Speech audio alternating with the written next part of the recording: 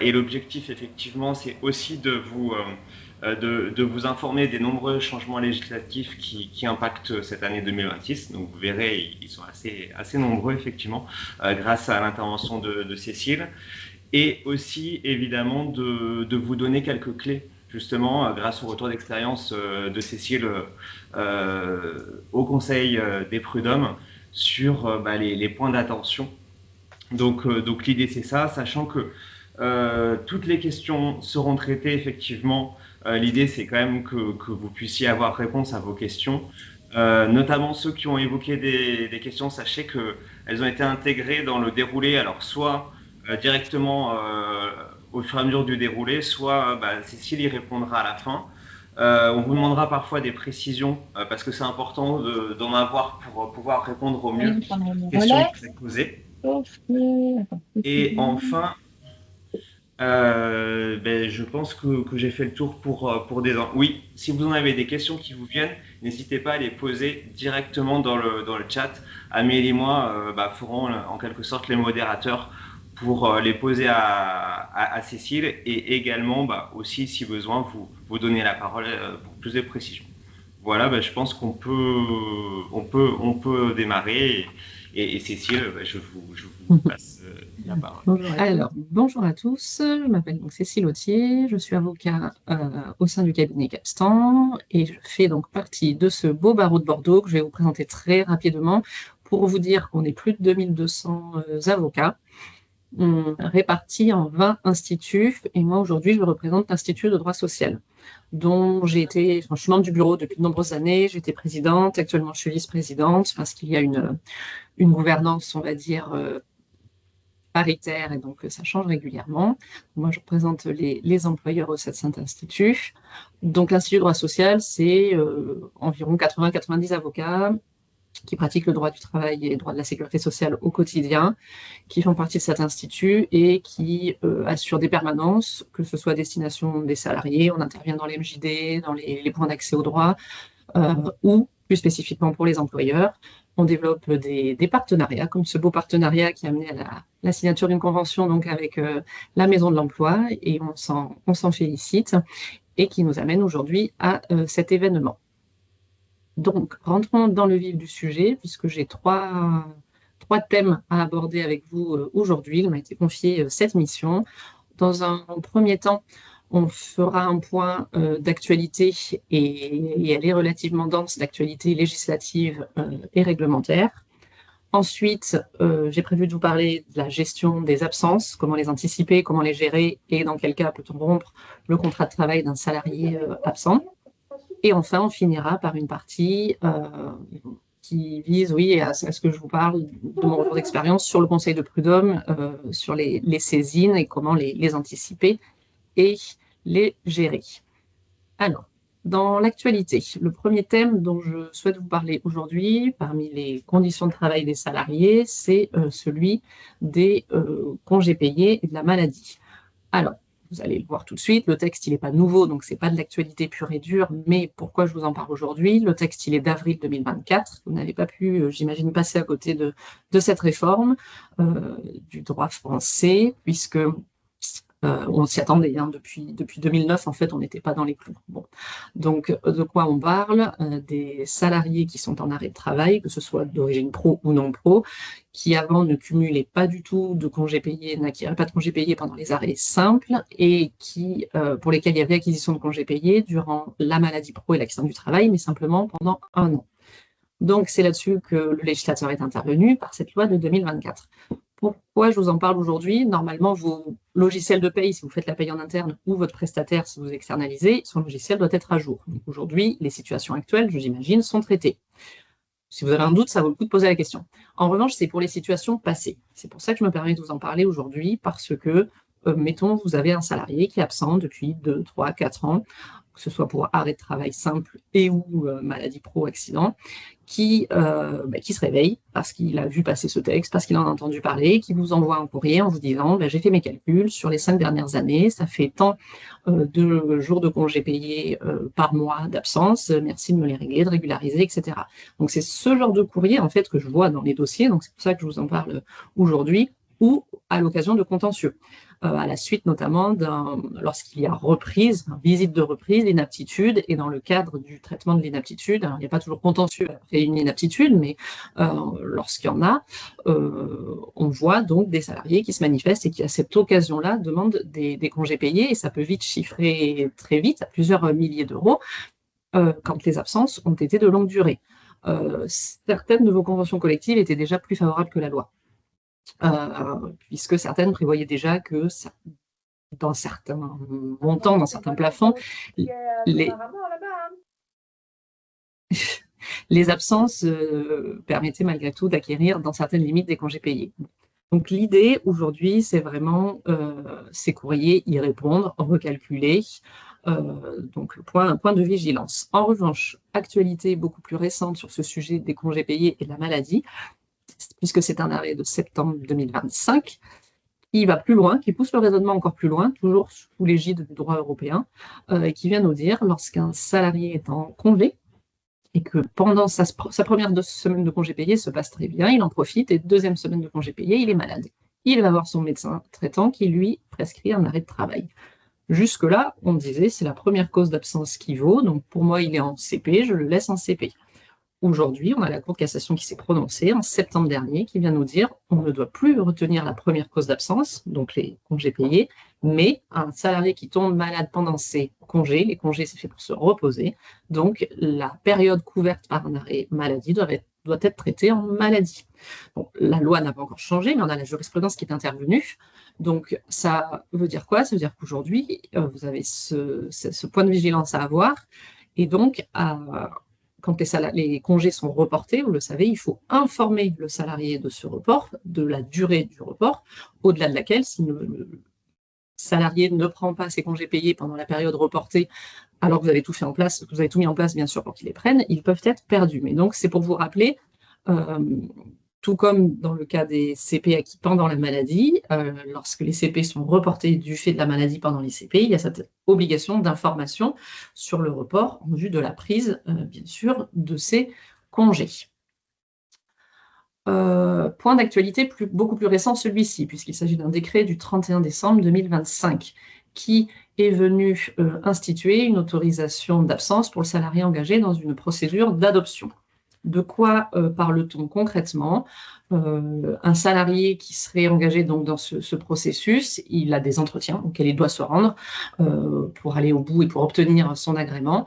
Eh bien, on vient nous rappeler que ces absences sont autorisées. Vous devez les considérer comme des absences autorisées, donc pas de retenue sur salaire, pas d'absence injustifiée. Et un décret vient nous préciser le nombre de ces absences. C'est au maximum 5 absence par procédure d'agrément. Je fais une aparté, je n'ai pas mis le texte. Pour la PMA, c'est différent parce que pour la salariée, donc par définition, qui est dans le processus de PMA, elle, c'est autant d'autorisation d'absence qu'il y a d'actes médicaux nécessaires. Et pour la personne qui accompagne la personne dans la PMA, qui peut être là pour le coup un homme ou une femme, c'est limité à 3 examens. Alors, la question que vous pouvez vous poser, c'est comment je fais pour demander aux salariés de justifier de ces absences? On est sur des sujets qui touchent la vie privée. Bien sûr, on ne nous donne pas beaucoup d'indications dans les textes, donc on doit se débrouiller. Ce qu'on conseille, et les cliniques, les établissements qui reçoivent ces personnes ont l'habitude, ils proposent en fin de rendez-vous un justificatif, comme quoi ils étaient bien convoqués à un rendez-vous, soit ils ont la convocation pour l'adoption, soit pour la PMA, on peut obtenir un justificatif d'absence. Donc c'est ce genre de document que vous pouvez légitimement demander afin que le salarié justifie de cette absence. Après les conditions d'emploi, l'emploi tout court. Et dans cette partie, en premier lieu, on vient parler donc du recrutement d'un apprenti. Alors, qu'est-ce qui change? La particularité, et ce propos, je vais le reprendre plusieurs fois au cours du déroulé, c'est comme vous le savez, on a une loi de financement de la Sécu à date, mais on n'a pas de loi pour le budget. Donc, à défaut, on se tourne vers la base. La base, c'est le Code du travail. Donc, pour les embauches d'apprentis que vous avez déjà pu réaliser à compter du 1er janvier ou que vous imaginez faire, pour l'instant, on se base sur le Code du travail. Et le Code du travail prévoit quoi? pour les entreprises de moins de 250 salariés, l'aide est plafonnée à 5 000 euros au titre de la première année, avec un montant augmenté à 6 000 euros en cas d'embauche d'un apprenti en situation de handicap. Cette information, elle vaut pour aujourd'hui, mais peut-être pas pour demain. Donc, il faudra vous tenir informé ou solliciter l'information dès qu'on y aura un budget. Ça ne devrait pas tarder. A priori, puisqu'on nous dit aux informations quotidiennement, dès qu'on aura un budget, il devrait y avoir un décret qui viendra préciser les choses. Mais attention, ce décret ne sera pas rétroactif. Donc, ce que je vous dis aujourd'hui, c'est valable depuis le 1er janvier, mais les choses sont amenées à évoluer en fonction donc, des budgets qui auront été alloués pour des crédits votés pour l'apprentissage en 2026 et du décret d'application qui en suivra. Puisqu'on parle apprentissage, je passe la parole à Amélie ou à Nicolas. Exactement. Oui, alors j'en profite effectivement en parlant d'apprentissage. Si vous avez la perspective d'embaucher des apprentis, quel que soit le type de poste, on organise donc à la Maison de l'Emploi et l'étudiant, on organise le salon de l'alternance qui a lieu les 13 et 14 mars au hangar 14. Et donc, si c'est un salon sur lequel vous êtes intéressé pour valoriser des offres qui seraient à pourvoir pour la rentrée prochaine, eh bien, rapprochez-vous de nous et puis on pourra en échanger, voir quelles sont les conditions en fonction de la taille de votre structure, etc. Donc, voilà, si vous avez des embauches prévues, n'hésitez pas à vous rapprocher de Nicolas ou de moi. Et puis, on verra comment, effectivement, on peut faire en sorte que vos offres soient visibles sur ce salon. Le message est passé. 13 et 14 mars. Le rendez-vous est pris.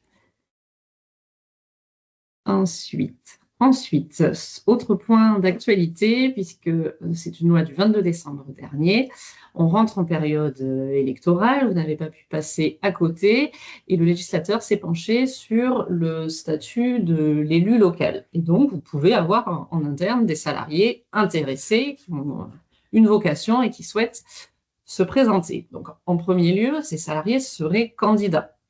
Ce qui vient d'être modifié, qui est applicable donc, c'est le temps nécessaire que vous devez dégager à ce salarié candidat, le temps nécessaire pour participer à la campagne électorale.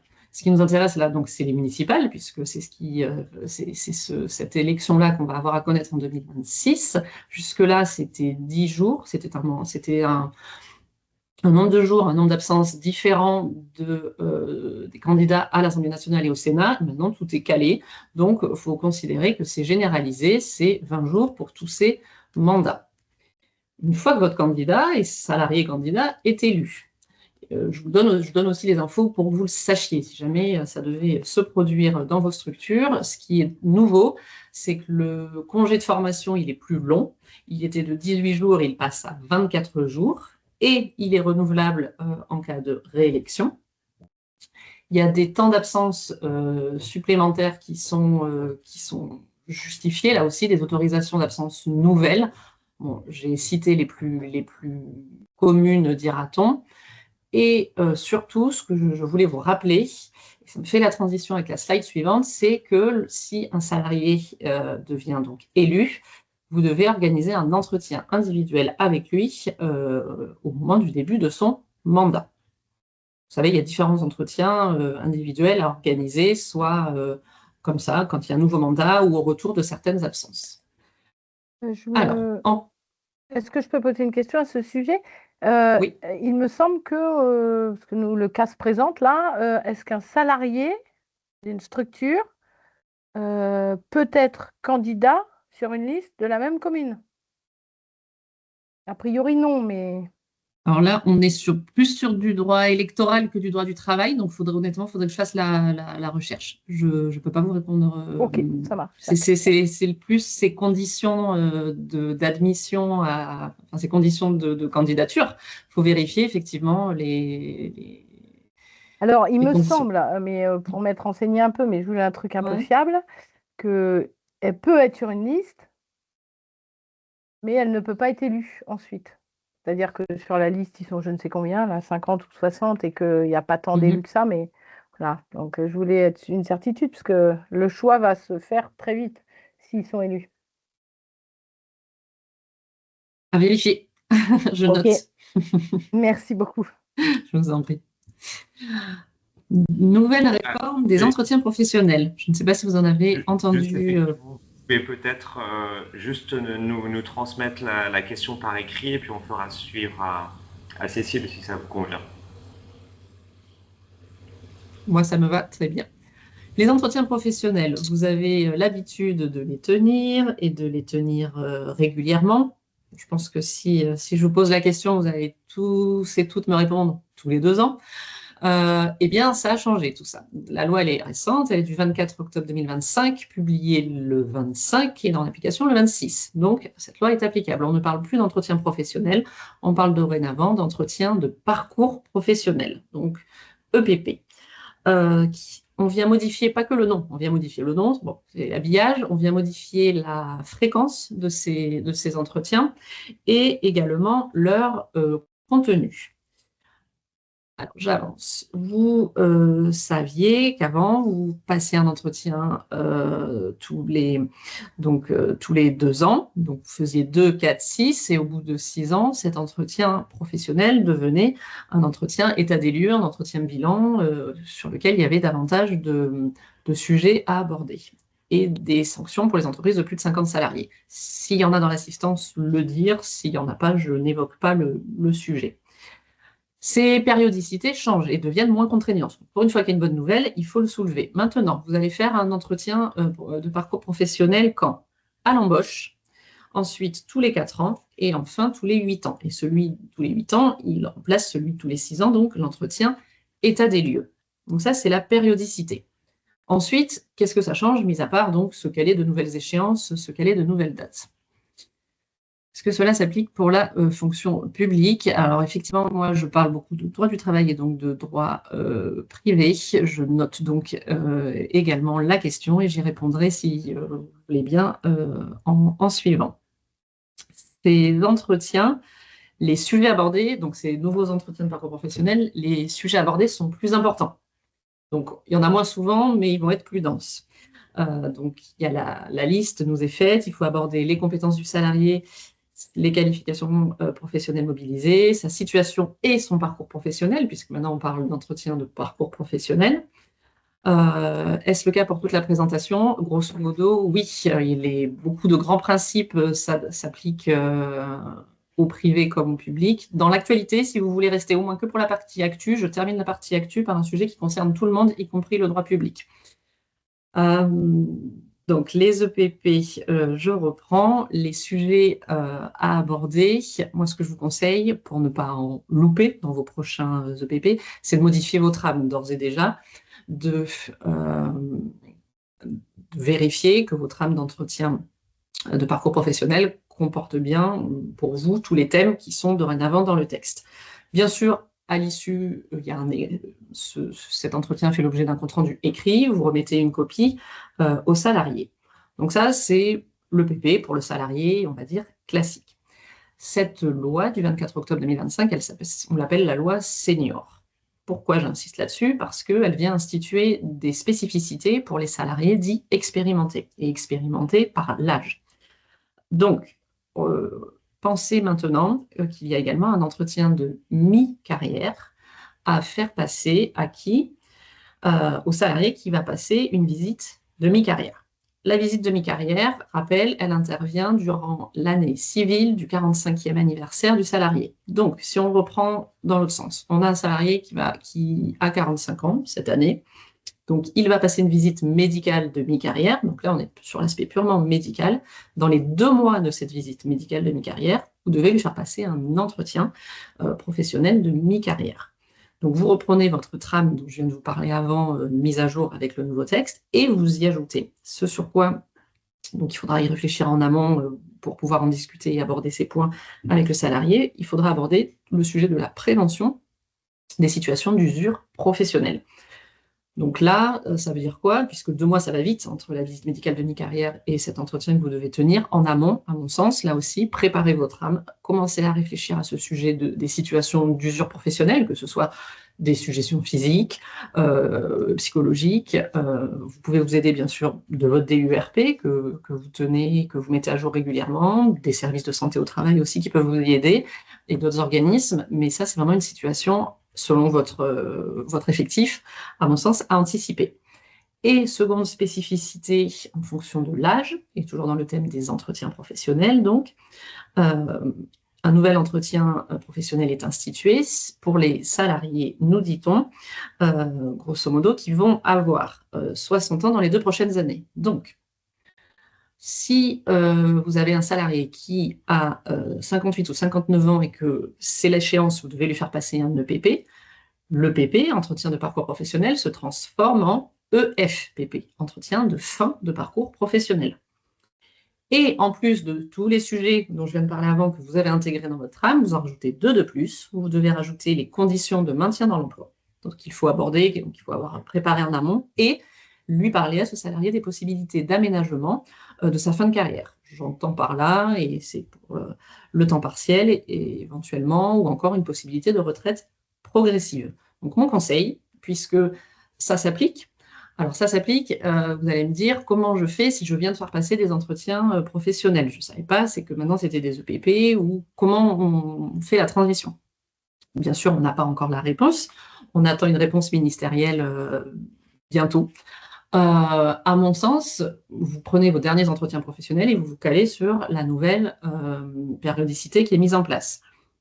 Si vous avez un accord d'entreprise qui s'applique dans vos structures ou encore un accord de branche qui vient parler des entretiens professionnels, là, vous avez un délai d'1 an pour vous organiser. Donc, tout dépend de la situation dans laquelle vous êtes. Oui, précision, je ne l'ai pas mis dans le support parce que c'était un tableau, mais vous recevrez avec le support un tableau. J'ai repris les différents moments auxquels vous devez faire passer des entretiens, selon chaque entretien, les thèmes à aborder et les thèmes spécifiques en plus, lorsqu'il y a une condition d'âge, notamment en plus, qui vient s'ajouter. Alors, s'il n'y a pas de questions supplémentaires sur les entretiens professionnels, dans l'actualité, je voulais vous parler en matière de protection sociale de 2 sujets. Tout d'abord, s'agissant des arrêts de travail, et on va en reparler des arrêts de travail. L'assurance maladie a mené une expérimentation durant 3 mois et dans 3 régions. Manifestement, cette expérimentation s'est avérée satisfaisante puisqu'elle est donc généralisée depuis le mois de décembre dernier. L'assurance maladie, de sa propre initiative, peut mener un contrôle médical auprès du salarié en arrêt de travail, donc arrêt de travail classique, accident du travail, maladie pro ou certaines demandes d'invalidité. Le but étant de vérifier le bien fondé ou pas, est-ce que cet arrêt est justifié. Bon, on voit, à mon avis, l'idée, c'est les arrêts longue durée, d'y mettre fin si toutefois le compte rendu de cette visite, de ce contrôle s'avérait négatif. Concrètement, comment ça se passe? Ça concerne le salarié, ça ne vous concerne pas vous directement, mais vous le saurez si vous n'aviez pas vu passer l'info. Le salarié reçoit un mail, lui directement, 2 jours avant. La veille du contrôle, il reçoit et un mail et un SMS. Et enfin, le jour J, il se connecte à la visio. Bon. Qu'est-ce qu'on peut retenir? C'est que si le médecin qui procède au contrôle, il estime que l'arrêt est injustifié, il en informe le salarié, bien entendu, son médecin traitant. Et la conséquence, c'est qu'il doit rembourser les indemnités journalières qui ont été perçues à tort. Qui dit indemnité journalière perçue à tort dit que potentiellement vous avez, assuré un maintien de salaire sur un arrêt de travail qui n'est pas justifié et puisqu'il n'y a plus d'indemnité journalière. Donc ça peut aussi entraîner pour vous donc la fin du maintien de salaire et surtout, si l'arrêt de travail n'est plus justifié, vous allez avoir manifestement une visite de reprise à organiser, éventuellement prévoir la reprise ou organiser un licenciement pour inaptitude si toutefois il n'y avait pas de reprise, s'il y avait une inaptitude sans reclassement. On n'a pas de budget. En revanche, on a une loi pour le financement de la sécurité sociale. J'ai sélectionné quelques-unes des mesures qui peuvent vous concerner. La première, qu'on retrouve à l'article 55 de la loi de finances de la sécurité sociale, qui prévoit une obligation vaccinale contre la grippe, mais on n'a pas encore le décret d'application. Et la seconde, qui vous concerne à mon sens directement, puisque sont visés le personnel des établissements d'accueil d'enfants de moins de 6 ans, qui prévoit une vaccination, une immunisation contre la rougeole. Donc là aussi, le décret devrait tomber.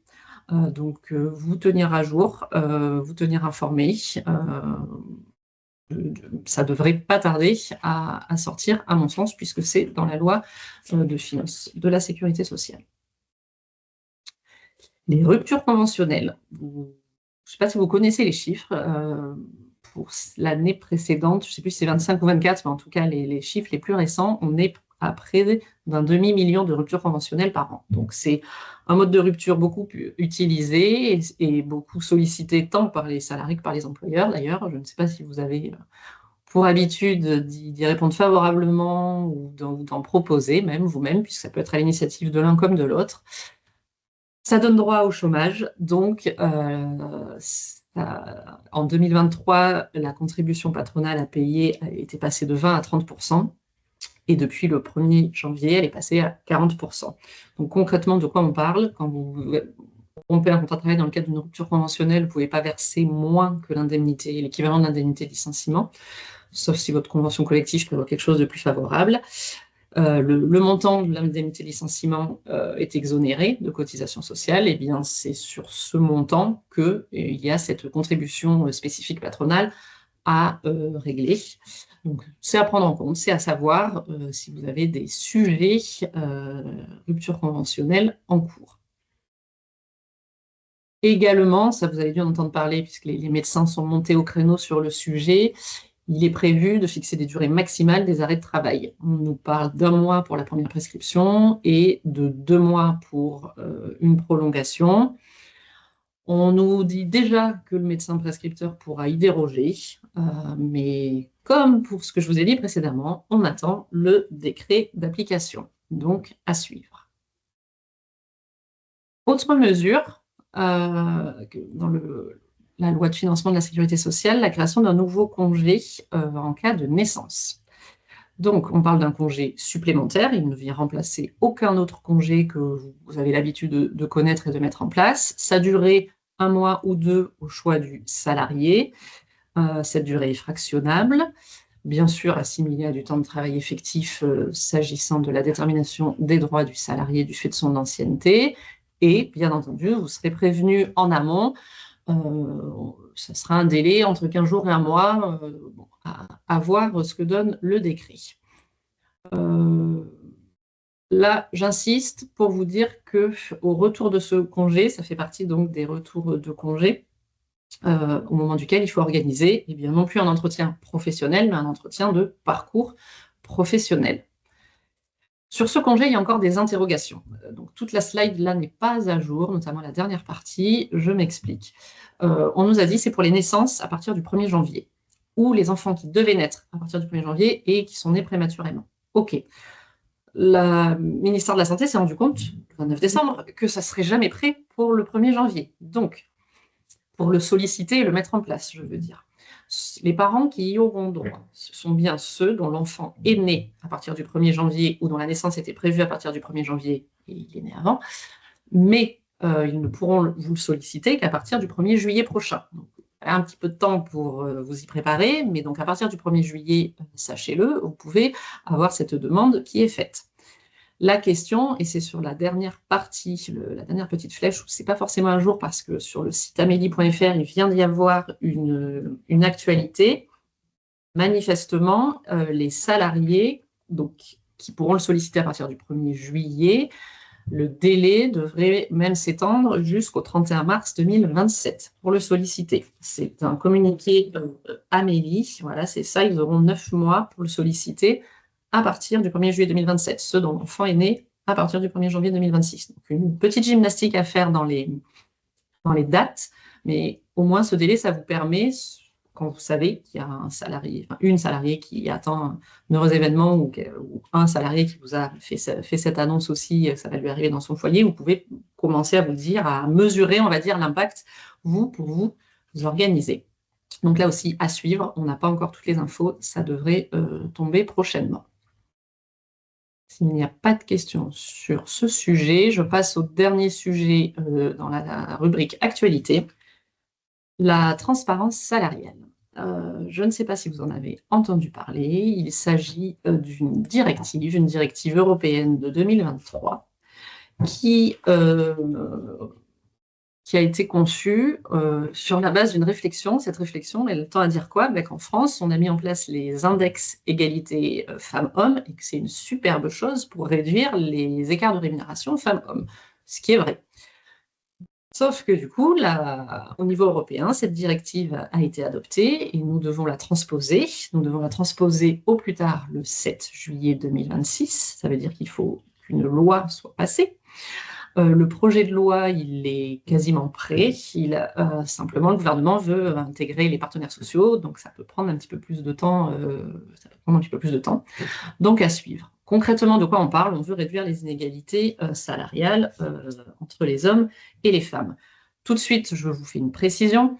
Les index dont je vous ai parlé, rémunération femmes-hommes, l'obligation de publication de ces index, de les tenir et de les publier, c'est que pour les entreprises de plus de 50. Dans les entreprises de moins de 50, vous êtes uniquement tenu à veiller à l'absence de discrimination en termes de rémunération entre hommes et femmes. Bien. Cette directive et la transposition va concerner toutes les entreprises du public, du privé et à partir de 1 salarié. C'est pour ça que je vous disais, là, tout le monde est concerné. L'idée, c'est quoi? L'idée, c'est qu'il y ait de la transparence. Donc, on est vraiment dans un choc des cultures parce qu'en France, parler rémunération, dire à mon voisin de bureau ce que je gagne, c'est pas forcément dans nos mœurs, dans nos cultures. En tout cas, ça dépend des générations. Donc, c'est intégrer beaucoup plus de transparence. C'est 2 nouvelles obligations pour l'employeur, l'obligation d'information.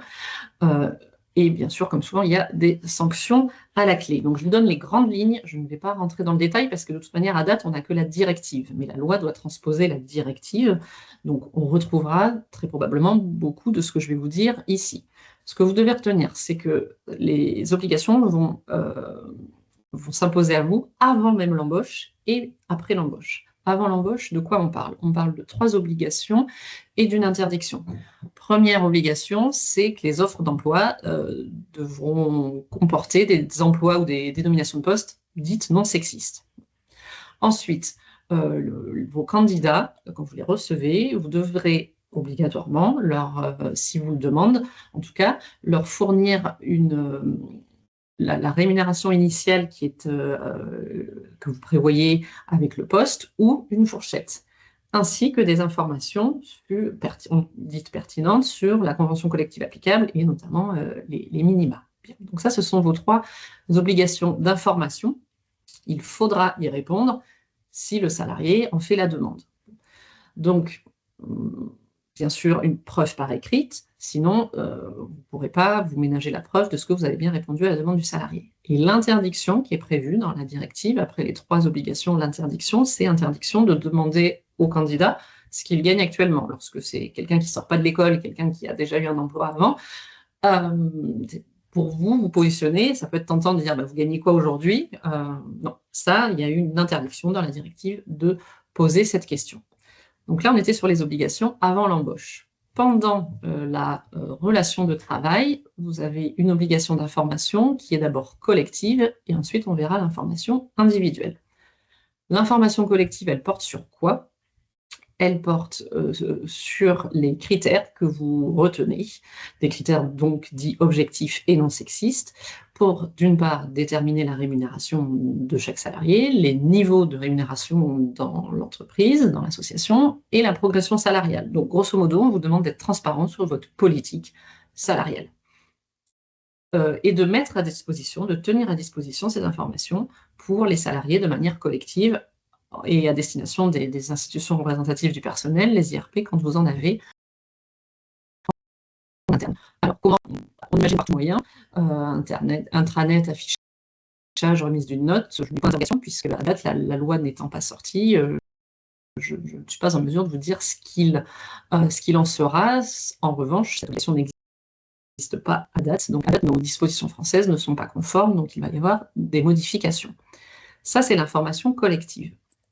Ensuite, et c'est là que ça vient vraiment modifier les habitudes, une information individuelle, c'est-à-dire que chaque salarié, une fois par an, pourra vous donner des informations sur son niveau de rémunération individuelle afin de le comparer avec un niveau de rémunération moyen ventilé par sexe, selon la catégorie de travailleur à laquelle il appartient. Donc, pour faire cette comparaison entre ce salarié et la catégorie de travailleurs à laquelle il appartient, il faut avoir travaillé sur ces catégories de travailleurs. Et c'est pour ça qu'on en parle dès à présent, même si la loi n'est pas sortie, parce que dans en tout cas beaucoup d'entreprises en France, ces catégories de travailleurs, elles n'existent pas, et elles n'existent pas encore. Pourquoi? Parce que la directive retient des critères qu'on n'a pas l'habitude d'appliquer, nous, et qui ne sont pas retenus à date dans le Code du travail. Donc, il va y avoir tout ce travail à faire, vous, en interne, de catégories de travailleurs, afin de pouvoir répondre à cette éventuelle question que vous aurez demande de salarié, et poser la question à salarié par écrit, vous aurez 2 mois pour y répondre. Donc, c'est pour ça qu'à mon sens, il convient sur ces... Je pourrais beaucoup plus rentrer dans les détails que ça, mais là, c'est vraiment pour vous donner une première information. Là, vous voyez, j'ai répertorié les différences entre cette directive et les index actuels qui sont en place s'agissant de la rémunération. Et qu'est-ce qu'on voit tout de suite? C'est que la directive, elle va beaucoup plus loin, puisque dans les index, il y avait certains salariés qui étaient exclus, là où tous les travailleurs sont compris dans la directive. L'assiette de rémunération retenue par la directive, elle aussi, est beaucoup plus large, et surtout, elle retient beaucoup plus d'indicateurs. Et elle va surtout sur un terrain sur lequel on n'a pas l'habitude d'aller, nous, c'est le terrain, pas que des compétences techniques. Quand on dit, grosso modo, l'idée, c'est d'avoir une situation parfaite à travail égal, salaire égal, et notamment entre sexes. Ça va beaucoup plus loin sur le travail, ce n'est pas que la production. Dans notre directive, en tout cas, on intègre des valeurs humaines, on intègre le sens des responsabilités, on intègre beaucoup d'autres choses, ça peut aller beaucoup plus loin. Donc, vos catégories professionnelles conventionnelles peuvent vous aider, déjà, peuvent vous donner une base de travail. Il y a vraiment une réflexion à mener là-dessus. Et je vous disais, je terminerai par ça sur ce sujet-là, que l'idée de la directive, c'est de donner des moyens d'action aux salariés, c'est d'avoir des infos, de faire remonter des éventuelles difficultés qu'ils imagineraient ou qu'ils pressentiraient dans l'égalité de traitement de salaire, et de leur donner des moyens d'action. Et le moyen d'action, c'est quoi? C'est qu'avec ce courrier, je vous disais, vous aurez 2 mois pour y répondre. Si vous n'y répondez pas, ça donne un blanc-seing aux salariés pour aller saisir le conseil de prud'homme en disant j'ai demandé des informations, parce qu'à mon sens, je suis victime de discrimination sur la l'égalité de traitement de salaire, on ne m'a pas répondu, maintenant c'est à l'employeur de se défendre. Donc, une fois que ça opère, donc renversement de la charge de la preuve, donc ça a un impact sur d'éventuels futurs contentieux prud'homaux qui peuvent avoir lieu suite à une rupture, sachant que le salarié ne nous a jamais parlé de ce sujet-là. Donc voilà, on a vraiment un sujet d'ampleur. À mon sens, c'est à date la réforme de l'année, le gros bouleversement en droit du travail qui s'anticipe. Voilà pourquoi je vous en parle aujourd'hui. S'il n'y a pas de questions sur l'actualité, je passe à la seconde partie, la gestion des absences des salariés. J'avais juste une précision, justement, Cécile, par rapport à ça. Oui. Oui. On est d'accord que ça s'applique à l'ensemble des salariés du privé et du public. Oui. Ouais, donc effectivement, ça concerne, en l'occurrence, c'est ce qu'on évoquait, l'ensemble des personnes ici. En fait, les grands principes, les principes de non-discrimination, les principes d'égalité, tout cela, oui, ont vocation à s'appliquer effectivement à tout le monde. Ok. Alors, les absences des salariés. Vous devez tous y faire face, j'imagine. L'idée, c'est d'essayer de les prévenir. Alors, comment est-ce qu'on peut prévenir l'absentéisme? De quoi je vois sur cette slide, une slide sur le sujet, l'idée, c'est peut-être de vous donner des pistes de réflexion.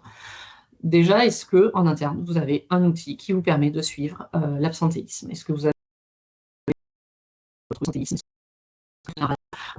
que vous avez plutôt plein de petits arrêts Est-ce que c'est plutôt du pro, du non-pro? Ça, c'est à mon sens important de s'y pencher parce que l'absentéisme, on ne va pas se mentir, se leurrer, ça a un coût.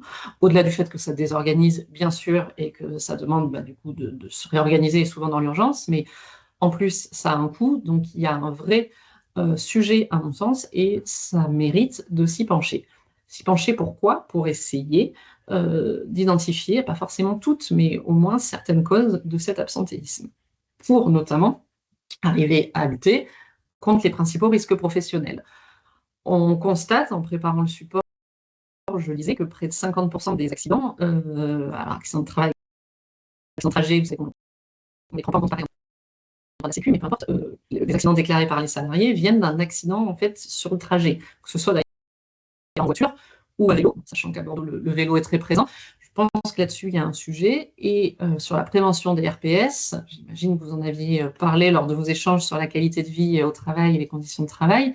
Ça aussi, c'est un sujet, toujours avec ce précieux document unique d'évaluation des risques professionnels. Ça fait partie des outils que vous pouvez mettre en place afin justement d'améliorer la lutte contre les risques professionnels, parce que l'idée est de mettre en place un cercle vertueux et d'avoir moins d'arrêts.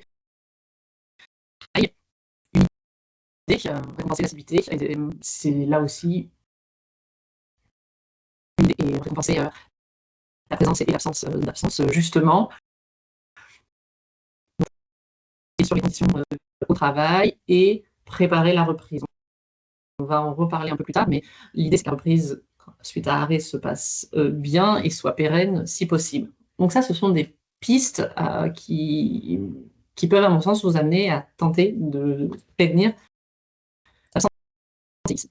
Mais face à l'absentéisme, vous n'êtes pas démunis et il y a des choses à vérifier. Vérifier tant du côté du salarié avant de rompre le contrat. Il s'agit des obligations du salarié. Le salarié a deux obligations, une obligation d'information et une obligation de justification de sa situation lorsqu'il est absent. Il n'y a pas de texte légal qui prévoit le fameux délai 48 heures qu'on a tous en tête lorsqu'on parle d'un salarié absent, donc devoir justifier de cette absence. Ce délai est bien souvent prévu soit par votre convention collective ou votre contrat de travail intérieur, ou que sais-je.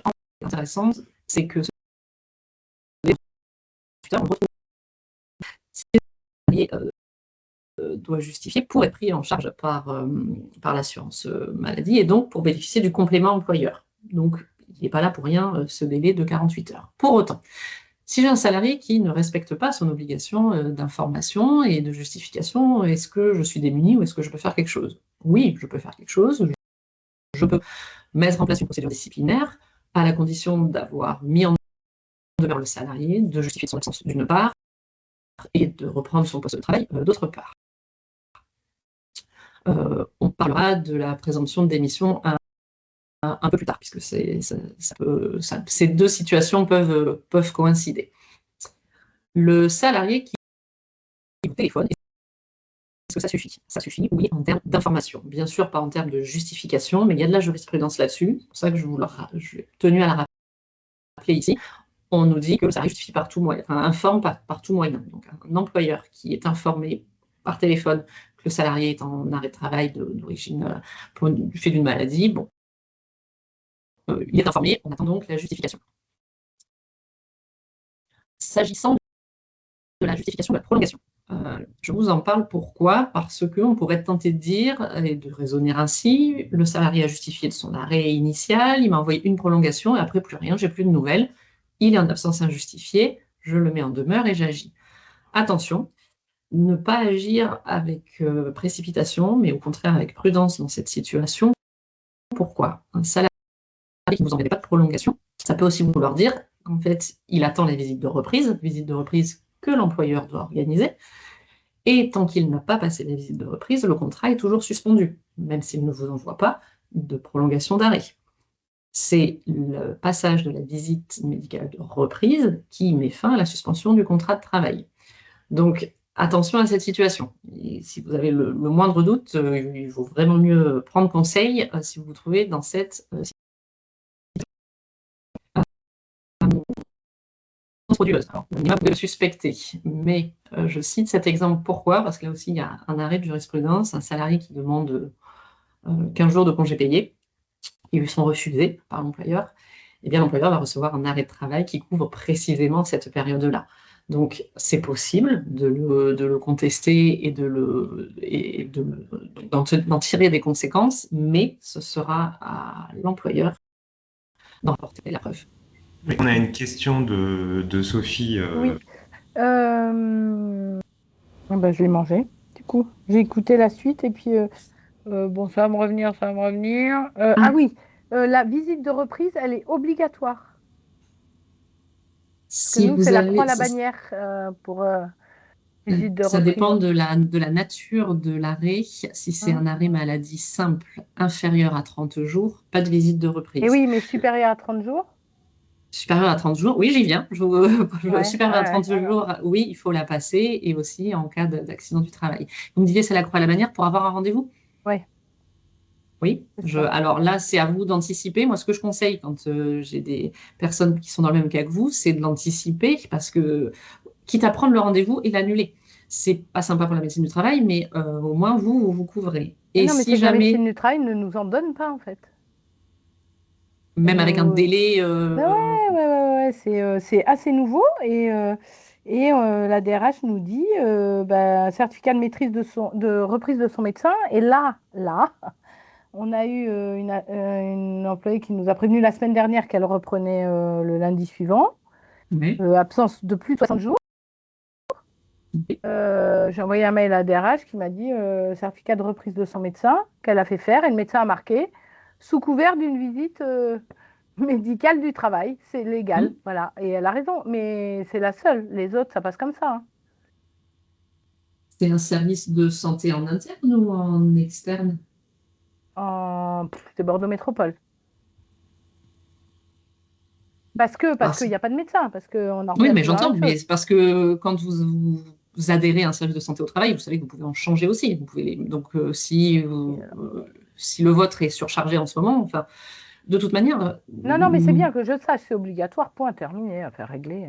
Parce que comme je n'avais pas l'argument juridique, dans des situations comme ça, où il y aurait où il y a du délai, où le salarié ne peut pas passer sa visite médicale le jour pile où il doit reprendre, il faut dispenser le salarié de travailler, parce que s'il se passe quelque chose en plus pendant cette période-là, donc il reste chez lui, il est payé, il ne travaille pas, en attendant de passer la visite médicale de reprise. Ok, ça marche. Super, merci beaucoup. Je vous en prie. Donc, on était sur la première obligation, information, justification de la part du salarié. Et autre point de vigilance et autre point à vérifier, c'est que sur lequel vous pouvez agir en tout cas, c'est vérifier que le salarié respecte son obligation de loyauté. Durant la suspension du contrat de travail, toutes les obligations liées au contrat de travail sont suspendues également. Le salarié n'est plus tenu de venir fournir sa prestation de travail et de se tenir à la disposition de son employeur. En revanche, une obligation demeure, celle de loyauté. Première conséquence, c'est que vous êtes donc en mesure et autorisé à solliciter la restitution du matériel professionnel. Attention, pas de tout le matériel professionnel. Je m'explique, vous pouvez récupérer pendant la durée de l'arrêt, alors pour un arrêt de 3 jours, ça n'a pas d'utilité, mais pour un arrêt d'1 mois, 2 mois, qui sera un peu long, vous pouvez demander à la restitution, l'exiger, la restitution du matériel nécessaire à la poursuite de l'activité. Il faut vraiment que ce soit du matériel nécessaire, parce que si vous allez me récupérer les clés, le badge, des documents qui n'ont pas d'utilité particulière, ou que vous avez, vous, par ailleurs, informatiquement, donc qui ne sont pas indispensables à votre poursuite d'activité, attention, ça peut valoir licenciement verbal. Donc, oui, vous êtes en droit de récupérer ce qui est indispensable à la poursuite de l'activité, mais pas plus, parce que ça peut vous mettre en difficulté. L'obligation de loyauté, autre conséquence, pendant l'arrêt de travail, c'est l'interdiction d'exercer une activité. Alors, dans vos domaines, détournement de clientèle, concurrence déloyale, démarchage de clients, ça voudrait dire que vos salariés montent une crèche parallèle pendant leur arrêt de travail. Je ne sais pas si on peut aller jusqu'à imaginer ce genre de situation. Mais encore une fois, ça a un impact, parce qu'un salarié qui ne respecterait pas cette interdiction se voit privé des indemnités de la sécurité sociale et vous n'avez plus à verser le complément de salaire. Donc, voilà pourquoi je vous faisais ce rappel. après avoir vu les obligations qui pèsent sur le salarié, les obligations de l'employeur. Et la première, bien entendu, donc, de maintenir le salaire. On a donc des dispositions légales dans le Code du travail qui prévoient un minimum légal. Si le salarié remplit les conditions, vous le savez, 1 an d'ancienneté, justifié d'un arrêt et être pris en charge par la sécurité sociale, avec des délais de carence qui diffèrent selon qu'on est en maladie pro, enfin, en accident du travail, maladie ou en non pro, sachant que si votre convention collective applicable ou un accord est plus favorable, bien sûr, vous appliquez le plus favorable. Tout à l'heure, je vous disais, c'est à mon sens utile de réfléchir à pourquoi j'ai tant d'arrêts de travail, qu'est-ce que je peux faire? Mais parce que ça vous coûte à vous, entreprise, de plus en plus cher, les arrêts de travail, puisque le plafond pris en charge retenu par la sécurité sociale pour verser les IJ, il a diminué. Il est passé de 1,8 à 1,4 SMIC. Ça veut dire quoi? Ça veut dire que le maintien de salaire, la différence, moins la Sécu paye, plus vous payez. Ou via votre prévoyance, mais donc vous payez aussi des cotisations. Donc, il y a vraiment un intérêt à travailler, à limiter autant que possible et autant qu'on puisse les arrêts de travail. Là, vous retrouvez ce que je vous disais, les conditions légales et ce qui est prévu par le Code du travail en termes de complément de salaire. Et encore une fois, convention collective plus favorable, on applique la convention collective. Ça, c'est exactement ce que je vous disais tout à l'heure. S'il y a suppression des indemnités journalières de sécurité sociale, le maintien de salaire tombe. Donc, ça peut être en cas de contrôle de la CPAM, celui dont je vous parlais en introduction, le nouveau contrôle en visio, par exemple, ou en cas de contre-visite patronale, contre-visite médicale à l'initiative de l'employeur. Cette contre-visite, elle est en application depuis plusieurs mois maintenant, puisque c'est depuis le mois de juillet 2024. Et c'est justement le pendant de votre obligation d'assurer le maintien de salaire. Donc là, concrètement, qu'est-ce que vous faites? Vous vous rapprochez non pas de l'assurance maladie, mais ce sont des organismes privés qui s'en occupent et qui font travailler des médecins, afin que ce médecin aille contrôler l'opportunité de l'arrêt de travail, la durée de cet arrêt de travail et la présence du salarié, que ce soit à son domicile ou à un autre lieu qui aurait été décidé pour son arrêt de travail. Ensuite, l'effet de cette contre-visite, si le médecin écrit noir sur blanc, il n'y aura pas de données médicales, bien sûr. Vous ne saurez pas pour quelle raison votre salarié est en arrêt. Vous saurez juste, est-ce que ce médecin a estimé que l'arrêt était justifié ou pas justifié. S'il estime que l'arrêt n'est pas justifié, vous arrêtez de verser le complément de salaire. Simplement, vous ne pouvez faire que ça. Bien sûr, vous ne pouvez ni sanctionner le salarié, vous ne pouvez pas lui envoyer un avertissement, et encore moins imaginer le licencier.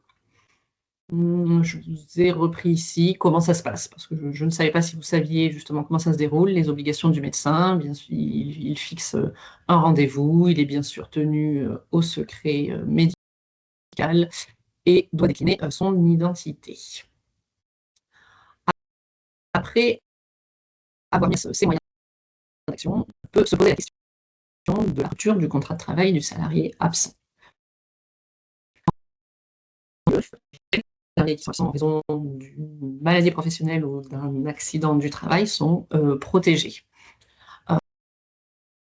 Ils sont protégés, c'est-à-dire que pendant toute la durée de la suspension, vous ne pouvez pas rompre le contrat de travail, sauf, il y a quand même 2 exceptions, sauf une faute grave, que vous pouvez lui reprocher et que vous pouvez justifier surtout, ou un motif étranger, donc à son état de santé, à l'accident de travail ou à la maladie. Et cette protection s'applique de manière indiscutable dès que vous avez connaissance donc, de l'origine professionnelle.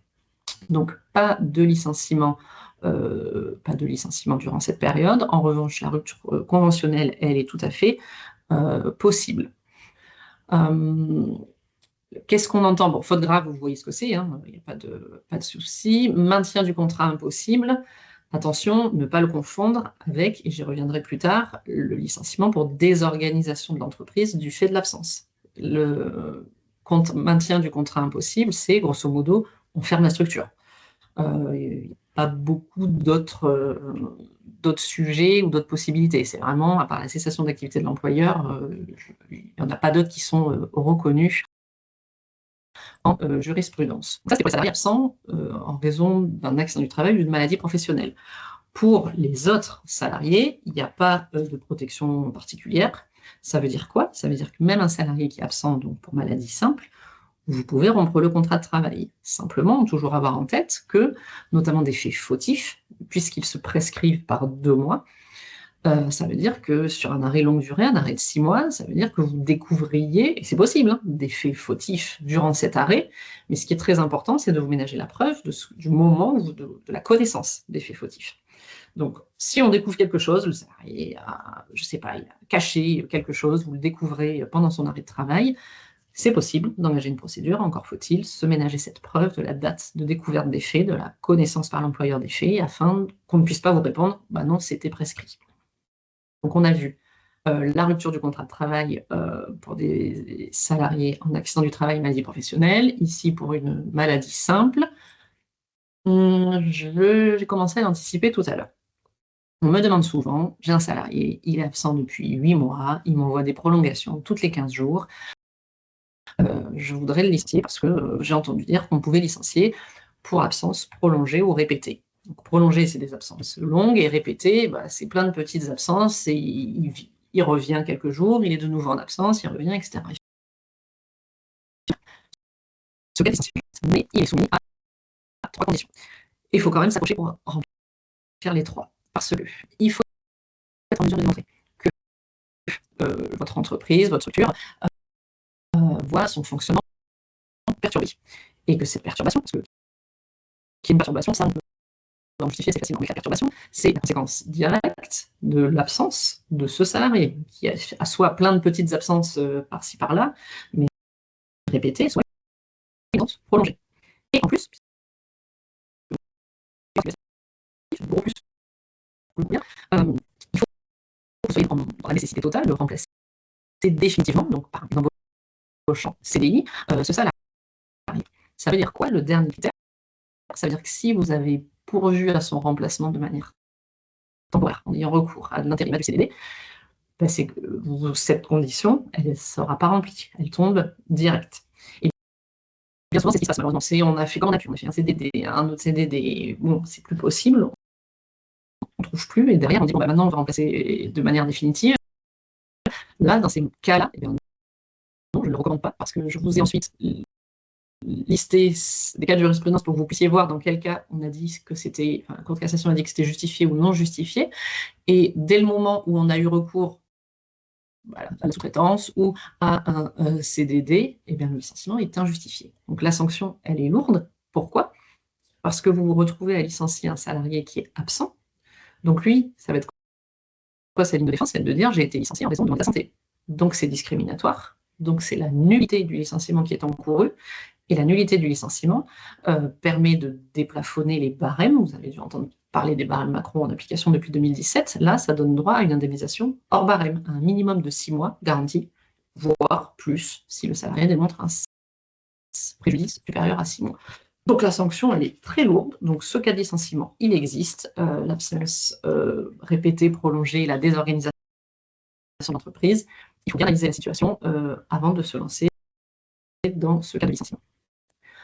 Les clauses de garantie d'emploi, les quelques CCM que j'ai regardées pour vos activités, je n'en ai pas vu, mais ça, c'est toujours quelque chose qu'il faut vérifier aussi lorsque vous envisagez de rompre le contrat de travail d'un salarié absent. De quoi on parle? Certaines conventions collectives prévoient une période d'absence, pour maladie notamment, pendant laquelle le salarié ne peut pas être licencié. Il y a une interdiction pure et dure de procéder au licenciement du salarié. Souvent, elles sont de 12 mois. Ça peut aller jusqu'à 18, mais c'est souvent 12 mois. Donc, là, ne pas y aller, hein, bien sûr. Le conseil, il est assez direct. En revanche, petite précision, ce n'est pas parce que le délai arrive à son terme, ce n'est pas parce que les 12 mois de garantie arrivent à leur terme que vous êtes autorisé à procéder au licenciement. On revient sur la slide d'avant où est-ce que je remplis mes 3 conditions après que la période de garantie d'emploi soit terminée? Si oui, là, alors on peut y aller. La conciliation de la suspension du contrat de travail et le pouvoir disciplinaire. Pour vous rappeler, vous parlez tout à l'heure du délai de 2 mois. Vous savez, les faits fautifs donc, qui se prescrivent par 2 mois. le fait que le contrat soit suspendu. En revanche, ça ne permet pas de suspendre ce délai de 2 mois. C'est pour ça que je vous disais, attention, à veiller à bien être dans le délai de 2 mois et à vous ménager la preuve de la connaissance des faits. Ensuite, s'agissant d'une notification, d'une sanction, notamment d'un licenciement. Vous le savez, à partir du moment où vous avez reçu le salarié en entretien, vous avez 1 mois éventuellement pour le licencier ou procéder à une autre sanction dans l'échelle des sanctions. Eh bien, là aussi, ce délai n'est pas interrompu par la suspension du contrat de travail. Et autre point, j'ai bien travaillé pour un dossier, donc là, je vous en parle, lorsque soit le salarié vous demande, ou vous de vous-même vous dites, ce serait quand même mieux qu'il vienne à l'entretien préalable, donc je reporte l'entretien préalable parce que le salarié est en arrêt de travail. Attention à ce cas. Si vous faites droit à une demande du salarié qui vous dit soit je suis indisponible ou je suis malade, je suis en arrêt de travail, merci de reporter l'entretien. Dans ces cas-là, ok, vous pouvez le faire. Et le délai d'1 mois, il ne court pas à compter du premier entretien que vous avez fixé, mais à compter de la nouvelle date d'entretien. En revanche, de vous-même. Vous dites, le salarié, il est en arrêt, on reporte. Attention, parce qu'on tiendra compte non pas de la date de report, mais de la première date. Parce que vous le faites de vous-même. Donc, si le salarié vous demande au téléphone, demandez-lui un courrier écrit. Ça, vraiment, attention, parce que autrement, vous n'êtes plus dans les clous et vous retrouveriez à prendre en dehors du sanction. La dernière slide sur la rupture. Donc, lorsqu'on rompt un contrat de travail, en dehors des cas dont j'ai parlé avant, des cas autorisés, la sanction, toujours pareil, en cas de contentieux, c'est-à-dire que le salarié 12 mois saisit le conseil de prud'homme,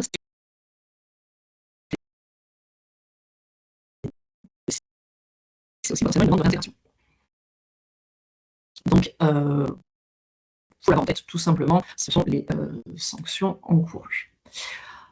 Tout à l'heure, lorsqu'on parlait de l'absence du salarié et de sa justification, j'ai évoqué l'abandon de poste et la présomption de démission. C'est une nouveauté de 2023.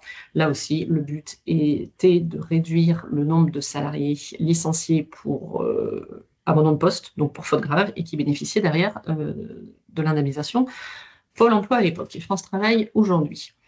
Ça a changé, donc. Et depuis avril 2023, ce qu'on nous dit, c'est que lorsqu'un salarié abandonne volontairement, et je reviendrai sur le volontairement son poste de travail, alors que vous lui avez ensuite envoyé une mise en demeure de reprendre son poste, eh bien, s'il ne répond pas, il est présumé démissionnaire. Et donc, en étant présumé avoir démissionné, il ne peut pas bénéficier de France Travail. Donc, vous retrouvez ici toutes les conditions. Un salarié qui abandonne son poste volontairement, qui ne reprend pas après la mise en demeure. Si vous deviez faire ce genre de courrier, attention au contenu. Donc, bien sûr, c'est un courrier recommandé. Vous devez lui laisser un délai de 15 jours pour se manifester, pour justifier. Le délai de 15 jours vient lui indiquer qu'il court à compter du moment où il reçoit, à compter de la notification de ce courrier. Et surtout, lui faire part des conséquences. Il faut écrire noir sur blanc qu'à défaut, il sera considéré comme démissionnaire et il ne pourra pas bénéficier de France Travail. Donc, si tout ça suit son cours, vous envoyez le courrier, il ne répond pas. Et au bout de 15 jours après qu'il ait reçu le courrier, vous faites les documents de fin de contrat et le salarié est considéré démissionnaire, vous faites votre attestation France Travail démission. Le salarié peut se manifester et peut invoquer un motif légitime. C'est pour ça que quand je vous disais un salarié qui abandonne volontairement son poste, parce qu'on peut considérer qu'il ne l'a pas abandonné volontairement, qu'il a un motif légitime d'avoir abandonné son poste. Et ça, c'est quoi? C'est grosso modo les raisons médicales. On nous dit que ça peut être le droit de retrait qu'il aurait fait valoir, sans vous le dire, mais parce que les conditions de travail, selon lui, étaient potentiellement dangereuses, un droit de grève ou autre. La liste du texte n'est pas exhaustive. Et ensuite, ce salarié que vous auriez considéré comme démissionnaire peut aller devant le conseil de prud'homme pour faire requalifier cette rupture. Très honnêtement, depuis que ça existe, donc depuis avril 23, je n'ai pas vu un seul contentieux à Bordeaux sur ce sujet.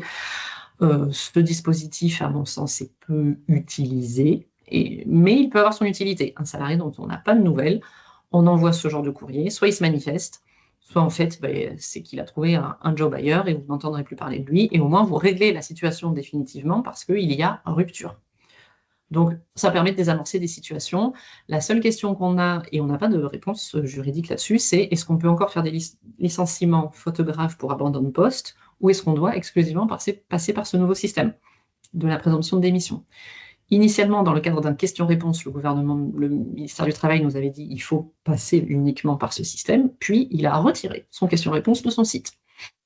Donc, on ne sait pas trop. On apprécie au cas par cas quand la situation se présente.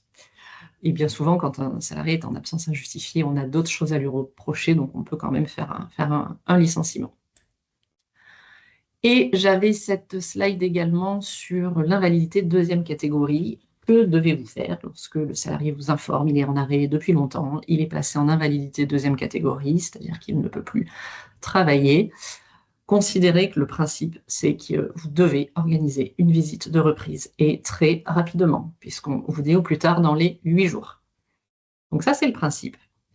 C'est le principe si le salarié ne dit pas grand-chose, ou même juste il vous envoie un mail avec ça, ben voilà, bonjour, je suis placé en invalidité deuxième catégorie. Bon. L'exception, c'est s'il vous dit, voilà, je suis placé en invalidité deuxième catégorie et sachez que je ne veux pas reprendre. Donc s'il ne veut pas reprendre, vous n'organisez pas les visites de reprise. En revanche, à défaut de précision, le principe, c'est que vous êtes vraiment contraint de l'organiser. Puisqu'on parlait tout à l'heure des visites de reprise, on va continuer avec la reprise après un arrêt de travail. Là, c'est plus comment l'organiser et comment l'anticiper, j'ai envie de dire, dans la continuité de la loi, alors qui commence à être un peu ancienne de 2021, mais qui vise à lutter contre la désinsertion professionnelle. Il y a un outil qui existe, je ne sais pas si vous en servez, c'est le rendez-vous de liaison. Bien souvent, on pense, alors à juste titre, mais qu'on ne peut pas déranger, qu'on ne peut pas appeler, qu'on ne peut pas écrire à un salarié en arrêt de travail. Eh bien, avec le rendez-vous de liaison, on a un super outil pour contacter le salarié qui est en arrêt de travail. On peut le faire dès que l'arrêt de travail est supérieur à 30 jours, donc on n'a même pas besoin d'avoir un arrêt de travail qui dure 1 an. On lui écrit et on l'informe de ce qu'il existe, ce rendez-vous de liaison, qui a lieu donc entre le salarié et l'employeur.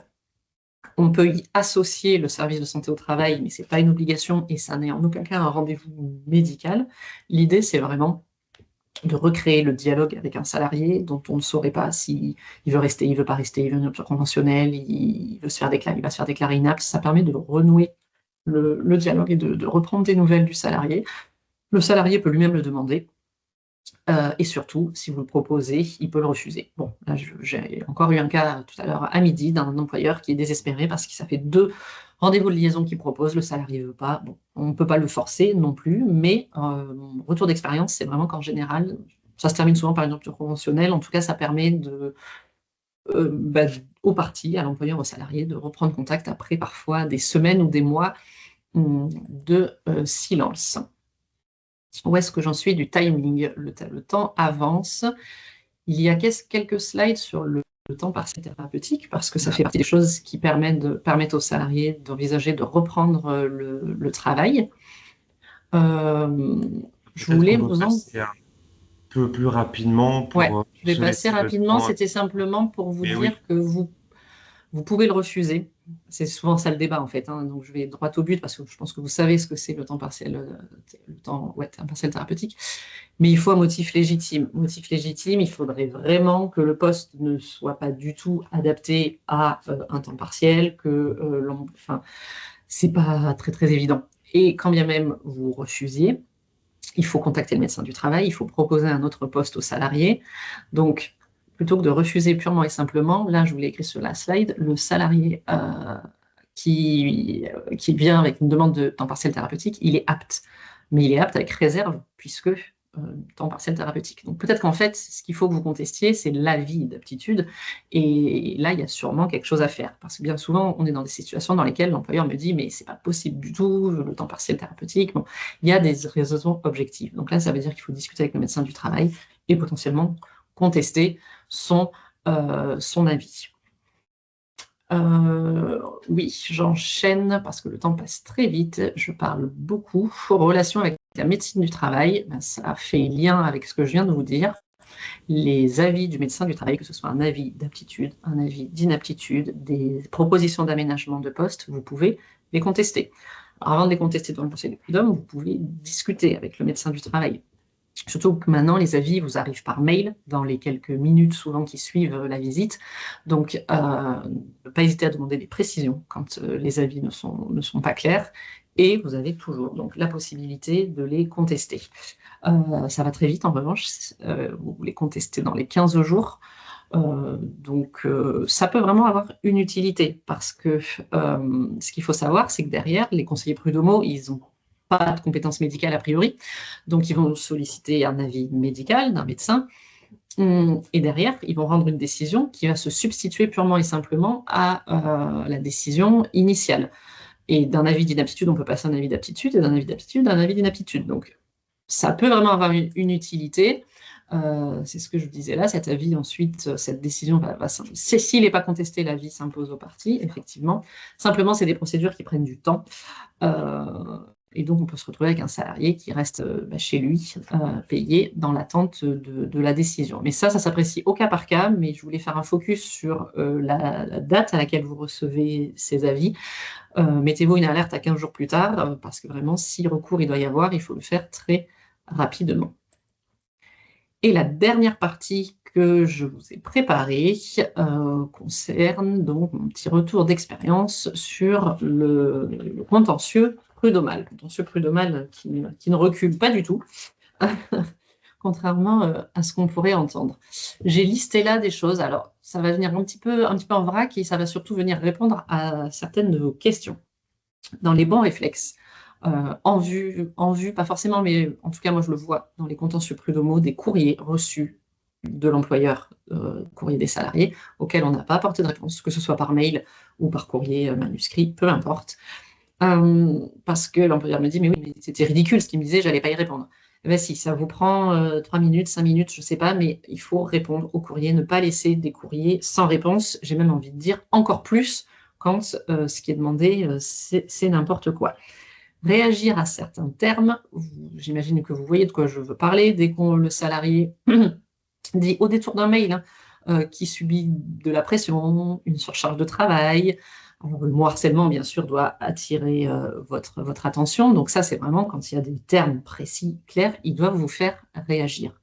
Réagir, c'est quoi? Ça peut être lui rappeler qu'il peut aller voir le médecin du travail, lui rappeler qu'il peut aller voir les représentants du personnel s'il y en a, lui proposer un rendez-vous, ou lui demander des précisions. Parce que des fois, c'est un peu flou ce qu'il écrit, et on ne sait pas trop ce qu'on doit en tirer, et on n'a pas le temps, parce que vous êtes pris dans votre journée, vous avez plein de choses à faire, et on ne réagit pas.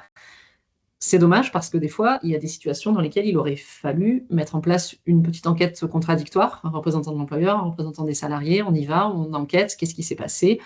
Ça nous permet, en cas de contentieux derrière, en cas de litige, d'avoir des preuves de ce que vous avez tout mis en place pour veiller à la santé, à la sécurité, qui n'est pas une obligation de résultat, mais qui est une obligation de moyens renforcés. Donc le plus on sera en mesure de prouver que vous avez tout mis en place, le plus on pourra se dédonner de la responsabilité en cas d'accident, en cas de faute, en cas d'aléa, parce qu'on ne peut pas tout prévoir non plus. J'ai écrit acter des refus, oui, quand un salarié refuse de travailler, sans aller forcément jusqu'à le licencier, mais acter les choses. Acter les choses, et ça fait lien avec la demande qui a été faite parmi les questions préalables des entretiens de recadrage. Entretien de recadrage, j'imagine que la personne qui a posé cette question, vous voulez demander est-ce qu'il y a un process à respecter ou est-ce qu'on est sur quelque chose d'informel. Bien souvent, on est sur quelque chose d'informel, justement, et c'est ce qui peut vous mettre en difficulté, parce que pas plus tard que la semaine dernière, un employeur m'a appelé dans un EHPAD parce qu'à la suite d'un entretien informel, le salarié a déclaré un accident du travail, parce que l'entretien informel se serait mal passé. Donc là, que faire en amont quand on a pour anticiper de telles situations? C'est, oui, tout tracer, c'est faire un compte-rendu d'entretien à l'issue de l'entretien. Les entretiens de recadrage, j'ai envie de dire, tout dépend ce que vous en faites. Si c'est juste pour débriefer d'une situation, bon, il n'y a pas de sujet. Si, à la fin, en fait, vous attendez quelque chose du salarié et que vous lui dites « on ne veut pas que ce comportement se reproduise » et on attend une amélioration, en fait, c'est un avertissement. et que vous mettez tout ça par écrit, bien sûr. C'est requalifiable en avertissement. Dès lors qu'il y a une injonction qui est faite au salarié, avec une demande d'amélioration du comportement notamment, considérez qu'en fait, c'est un avertissement. Donc, je ne sais pas si je réponds à la personne qui a posé suffisamment à la personne qui a posé la question sur les entretiens de recadrage, mais c'est vrai que c'est une notion assez vague, c'est quelque chose a priori d'informel, mais qui peut avoir des conséquences. Ça veut dire quoi? Ça veut dire qu'en définitive, parfois, autant rentrer directement dans le plus carré, convoquer vraiment à un entretien, avec ou pas à la clé sanction, hein. Mais puisque de toute manière, potentiellement, c'est requalifiable, autant rentrer dans les clous tout de suite. Sanctionner, je me suis fait des petites alertes par rapport à vos conventions collectives. J'en ai trouvé 2, notamment la 51 et à l'ISFA, les centres sociaux et socioculturels, qui prévoient, j'imagine que vous le savez, hein, que pour qu'il y ait licenciement disciplinaire, il faut en amont qu'il y ait eu 2 sanctions préalables. Donc ça, c'est pareil, si vous ne le savez pas, c'est des choses que je peux vous donner par la suite. Il ne faudra pas hésiter à me contacter. Et de même, pour la 51, il y a des précisions qui sont faites dans vos conventions collectives sur l'échelle des sanctions et sur les sanctions préalables qui doivent avoir été notifiées afin de procéder au licenciement. Bien sûr, tout ça, c'est hors faute grave. En cas de faute grave, vous pouvez licencier, mais hors faute grave, on vous demande d'avoir notifié des sanctions en amont, d'avoir un dossier disciplinaire. C'est pour ça que j'ai écrit noir sur blanc sanctionné. Je ne suis pas une méchante dame qui sanctionne et qui tape avec un bâton, mais je vois trop de dossiers dans lesquels les employeurs me disent merci pour la précision sur le service à la personne. Les employeurs me disent bah oui, on a fait un avertissement oral, on l'a dit à l'oral, on a fait bon. Et du jour au lendemain, on veut licencier parce qu'on n'en peut plus, parce qu'on a fait que de l'oral, on a été sympa. Enfin, on a pensé être sympa, mais en fait, c'est pas forcément le cas. Et derrière, on veut sanctionner tout de suite. Alors qu'un avertissement, alors oui, ça a une conséquence potentiellement, c'est au dossier. Et donc, il faut respecter la procédure d'entretien préalable. C'était ça le sujet également pour vos conventions collectives. Je trouve ça vraiment trop dommage d'avoir des dossiers vides, en tout cas à l'écrit, quand l'employeur me dit en fait, il y a un passé, mais on n'a rien acté. Et ça, j'enchaîne en fait, et je reviendrai après sur la slide suivante parce que je la vois. La slide suivante, c'est celle-ci de vous dire attention à la rédaction des entretiens annuels parce que je vois trop souvent, pareil, des entretiens annuels qui sont parfaits, tout va bien, on ne dit rien, on n'ose pas dire la vérité, on n'ose pas pointer les insuffisances ou les choses qui ne sont pas forcément parfaites, mais les petites erreurs qui ont pu être faites, les points d'amélioration, et derrière, on veut licencier. Non, les entretiens annuels, ils sont là pour faire le point, on évalue le travail du salarié, donc on dit ce qui va, mais on dit aussi ce qui ne va pas. Ça, c'est vraiment un point sur la formation des managers ou des personnes dans vos structures qui font passer les entretiens annuels. Je ne dis pas que c'est facile, loin de là, mais ça se prépare, ces entretiens, parce que ça nous met vraiment en péril dans les dossiers prud'homaux quand on a des entretiens annuels où on ne dit rien, en fait, et qu'après, on vient dire « oui, mais en fait, ça fait longtemps que ça ne va pas, mais on a été sympa », et après, on sanctionne. Préserver les libertés fondamentales, j'ai cité que la vie privée, le droit à la liberté d'expression. Il y en a beaucoup d'autres, vous le savez. Pourquoi j'ai parlé de la vie privée? Parce que la question a été posée, enfin en tout cas le cas, des relations privées entre vos salariés de crèche et les parents. Donc, et il était cité de mémoire des pique-niques le dimanche ou des babysitting. Donc, je n'ai pas vraiment la question, le contexte, mais de ce que j'en comprends, on me parle de choses qui ont lieu hors du temps du travail, manifestement, et hors du lieu du travail. Donc, on est dans la full vie personnelle, vie privée, qui est protégée, et dont, a priori, on ne peut rien tirer. Je dis a priori parce qu'il y a toujours des exceptions en droit, vous le savez, sauf, c'est quoi les exceptions? C'est s'il y a un trouble caractérisé, donc il faudrait prouver que ces pique-niques du dimanche ou ces babysitting hors période de temps de travail causent un trouble au bon fonctionnement de votre service, ou si le comportement du salarié de la vie privée est rattachable à la vie professionnelle. Parce que le principe, encore une fois, c'est que des faits tirés de la vie privée ne peuvent pas donner lieu à sanction dans la vie professionnelle. Encore une fois, sauf si on arrive à la rattacher à la vie pro, parce que le manquement qu'on caractérise découle du contrat de travail. Donc là aussi, c'est de l'appréciation au cas par cas. Je ne peux que répondre de manière générale en vous donnant les grands principes, et j'espère que ça répond à votre question si ça répondait à un cas précis que vous avez vécu. S'agissant de la liberté d'expression, on entend beaucoup parler. Le salarié en entreprise jouit de sa liberté d'expression la plus totale, sauf si elle dérive en abus, injure ou diffamation. Bon. Donc, non, on ne peut pas tout dire. Après, c'est de l'appréciation là aussi au cas par cas, parce que tout dépend donc des propos qui ont été tenus, est-ce qu'on était à l'oral, est-ce qu'on était à l'écrit, est-ce qu'une publicité a été donnée à ces propos. Donc, quand vous êtes face à cette situation, de propos que vous estimez déplacés, que vous estimez injurieux, avant de sanctionner, ça peut valoir le coup de vérifier dans quoi vous vous embarquez. Parce que là aussi, vu qu'on est sur une liberté fondamentale, si c'est contesté derrière, c'est la nullité de la sanction, donc c'est encore beaucoup de dommages et intérêts qui sont encourus, donc c'est possible. Et il y a des cas dans lesquels c'est reconnu, il n'y a pas de difficulté là-dessus. Il y a justement un arrêt du 14 janvier, si je ne dis pas de bêtises, de la Cour de cassation qui est venu reconnaître que le salarié avait été trop loin dans sa liberté d'expression, donc c'est complètement possible. Il faut juste s'en assurer en amont. Et alors, prévenir les discriminations, en fait, il faut considérer que toutes les mesures que vous prenez, vous pouvez les justifier de manière objective. Et quand je dis discrimination, la discrimination aujourd'hui, on en retrouve un peu partout. On nous sort l'état de santé, on nous sort la discrimination syndicale, on nous dit beaucoup de choses. Donc, en fait, tous les thèmes, tous les sujets qui peuvent donner lieu potentiellement à discrimination, faut les anticiper. C'est pareil, et ayez ceci en tête. Donc ça, on en a parlé. Et ensuite, je vous parle des règles d'administration de la charge de la preuve. De manière générale, les règles basiques en droit civil français, c'est que c'est à celui qui saisit la justice qui doit prouver ce qu'il demande. Il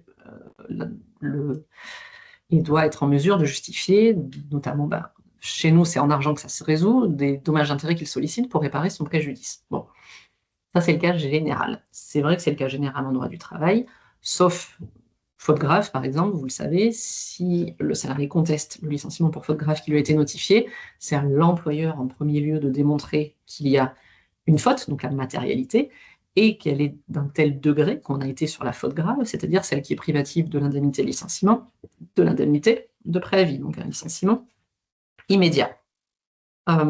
Donc, je vous disais, de plus en plus, donc, la base, c'est le salarié qui prouve, sauf faute grave. Et de plus en plus, on a des cas de dérogation, des cas d'aménagement.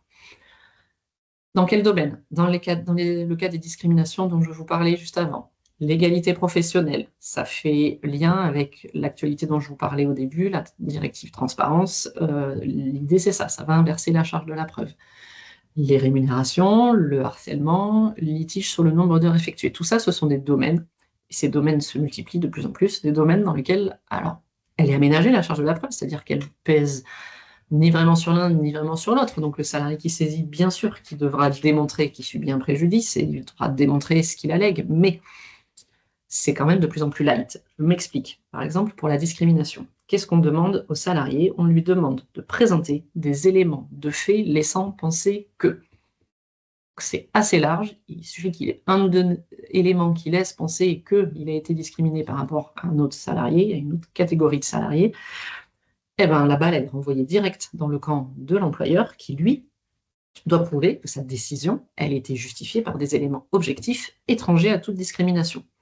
Donc, ça revient très vite dans votre camp, et si on ne sait pas ménager toutes les preuves dont je vous ai parlé avant, à chaque fois que je vous dis il faut se ménager une preuve par écrit, il faut le faire par écrit, il faut répondre par écrit, c'est pas pour vous embêter, c'est vraiment parce que ce sont ces éléments qui permettent ensuite de justifier de vos décisions et des mesures qui ont été prises. Sur le nombre d'heures, ça pour le coup, c'est effectué par le salarié, ça a vraiment évolué ces 15 dernières années. Notamment donc le contentieux des heures sup, où ce qu'on demande aux salariés à prouver, c'est de plus en plus léger. Donc il suffit qu'ils démontrent des éléments suffisamment précis et sérieux, et bien souvent ça va être, il prend un agenda, il note des heures, si on estime que c'est précis et détaillé, la balle va dans le camp de l'employeur, et c'est à lui de prouver les heures effectivement réalisées.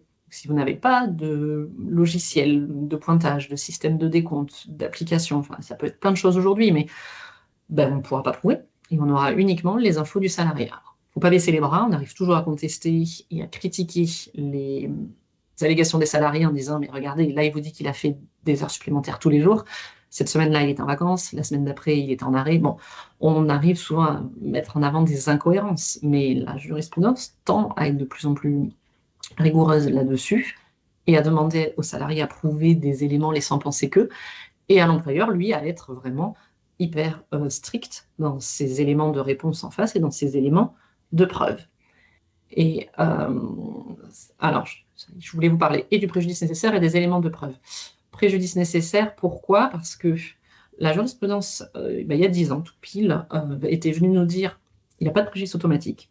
Un salarié qui sollicite une indemnisation, il ne peut pas se contenter de dire je subis un préjudice, c'est automatique, j'ai le droit des dommages-intérêts. Il fallait qu'il prouve. Ça reste le principe, mais dans de plus en plus de domaines, la Cour de cassation nous l'écrit noir sur blanc, on admet la notion de préjudice nécessaire. Dans quel cas? Récemment, dans un cas de discrimination syndicale, à partir du moment où il était démontré que le salarié avait subi une situation de discrimination syndicale, automatiquement, nécessairement, la Cour de cassation dit il subit un préjudice. Il n'a même pas besoin de prouver qu'il a un préjudice, il sera indemnisé. On a donc ça dans la discrimination, c'est syndical, et ça tend de plus en plus à se développer en matière de dépassement des temps max de travail également. Alors on arrive toujours pareil à le combattre, hein. Attention, le salarié va pas obtenir des dizaines de milliers d'euros parce qu'un jour dans la semaine il a travaillé plus qu'il ne fallait. C'est pas ça le sujet, mais on a quand même cette notion de préjudice nécessaire qui se développe, contre laquelle on tente bien sûr, nous, de lutter avec des arguments juridiques. Et s'agissant des moyens de preuve, vous en avez sûrement entendu parler, peut-être même y avez-vous été confronté aux enregistrements. Je vais finir là-dessus.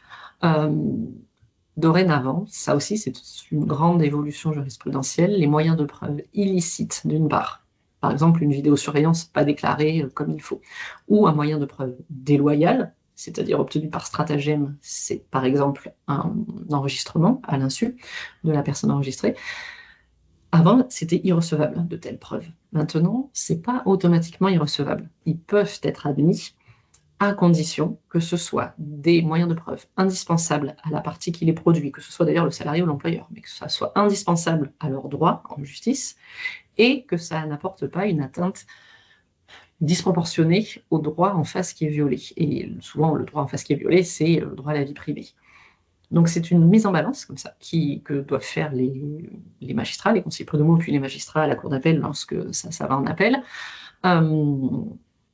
Donc, selon les situations, moi, il m'arrive de conseiller, avant un entretien un peu touchy, de demander à tout le monde, alors moi j'y suis pas, hein, mais de conseiller en tout cas à ce que les téléphones portables soient laissés en dehors de la salle, par exemple. Après, au contraire, vous pouvez considérer que vous souhaitez vous ménager une preuve de ce qui va être dit pendant l'entretien et enregistrer à l'insu d'eux. Sachez simplement que si vous le faites, il faut le mesurer parce que ça ne pourrait être retenu, ce moyen de preuve, que si c'était votre seul moyen de prouver les choses. Et s'il faudra démontrer que l'atteinte n'est pas si disproportionnée que ça, pardon.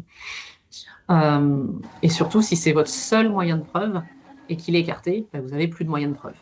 Donc, il n'y a pas encore, à mon sens, de dérive. Les gens s'enregistrent de plus en plus, pas à tout va non plus.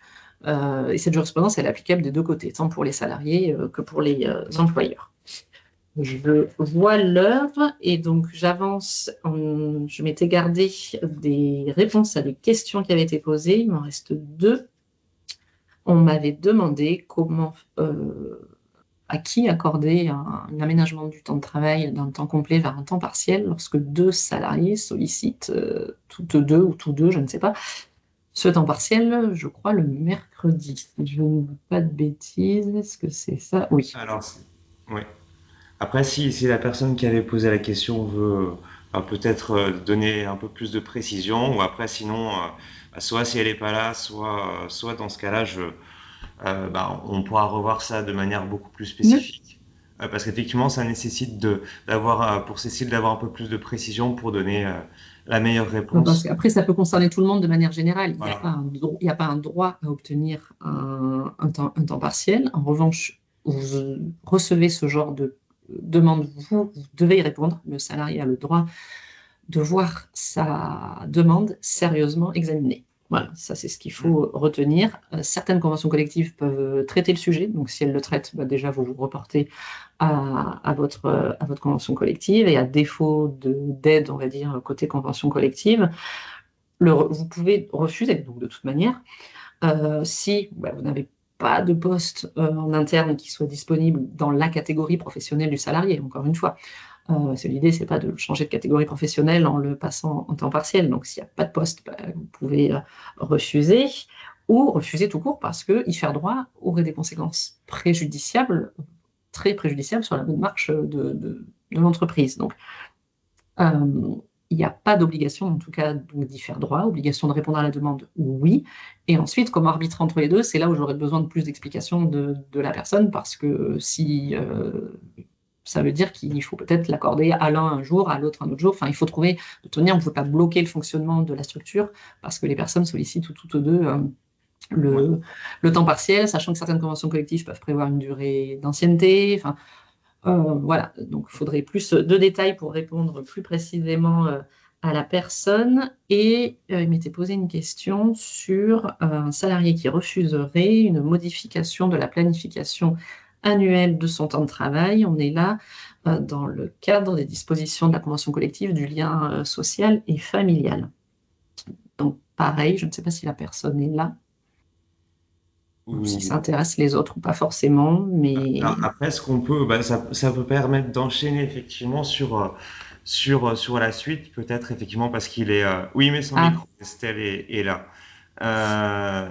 Donc, alors, c'est vrai qu'il commence déjà à être 15h04, donc ce qu'on peut proposer, c'est justement ce qu'on envisageait de proposer, en l'occurrence, si vous pouvez...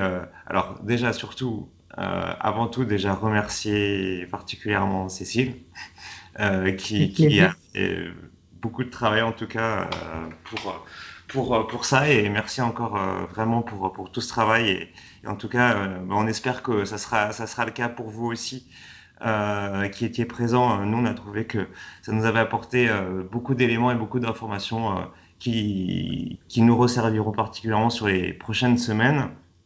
Si vous pouvez peut-être avancer sur la prochaine slide, effectivement. Effectivement, comme d'habitude, on vous demande de nous donner un peu votre avis, et vraiment, il est toujours très consulté.